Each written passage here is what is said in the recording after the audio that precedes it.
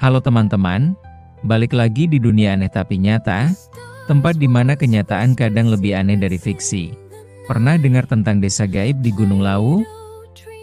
Tempat yang katanya cuma bisa dilihat oleh mereka yang terpilih? Kali ini, kita akan menyusuri misteri tentang sebuah desa yang tak tercatat di peta manapun, tapi pernah ditinggali oleh orang-orang yang mungkin bukan manusia. Gunung Lawu, yang berdiri megah di perbatasan Jawa Tengah dan Jawa Timur, bukan cuma tempat favorit para pendaki.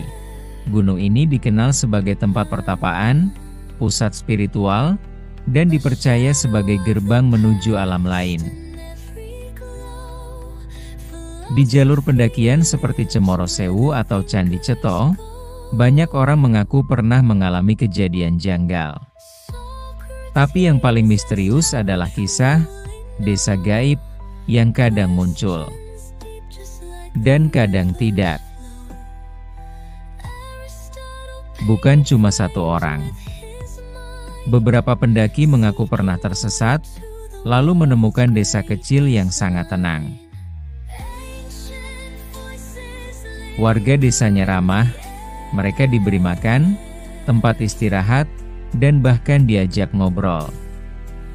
Tapi ketika mereka turun gunung dan mencoba mencari desa itu lagi, desa itu tak pernah ada, tak tercatat, tak dikenal, dan tak bisa ditemukan kembali. Kita ambil contoh kisah seorang pendaki bernama Bayu, nama samaran. Tahun 2009, ia mendaki bersama dua temannya. Di tengah perjalanan, mereka terpisah dan Bayu mengaku melihat jalan kecil menyimpang ke kanan yang tidak ada di peta. Penasaran, ia mengikuti jalan itu dan berujung ke sebuah desa kecil. Ia disambut seorang bapak tua dan diberi makan. Malam itu ia menginap, tidur nyenyak di rumah bambu yang hangat. Paginya, desa itu masih ada, tapi kabut mulai menutup pandangan. Bayu turun ke jalur pendakian utama, dan ketemu teman-temannya yang panik. Mereka bilang, Bayu hilang selama 2 hari. Padahal menurut Bayu, ia hanya semalam di desa itu. Ketika Bayu mencoba mencari jalan itu kembali minggu depannya, jalan menyimpang itu tak pernah ada. Bahkan ia mengajak warga sekitar. Hasilnya, semua bilang, tak pernah ada desa di jalur itu. Apakah itu halusinasi? Atau dimensi lain? Para spiritualis percaya bahwa Gunung Lawu menyimpan gerbang dimensi lain. Ada desa astral, semacam dimensi paralel yang bisa muncul karena kondisi tertentu, energi jiwa, niat pendaki, atau waktu tertentu. Desa ini dihuni bukan oleh manusia biasa, tapi makhluk halus yang menyerupai manusia. Mereka disebut lembu peteng atau penduduk bayangan.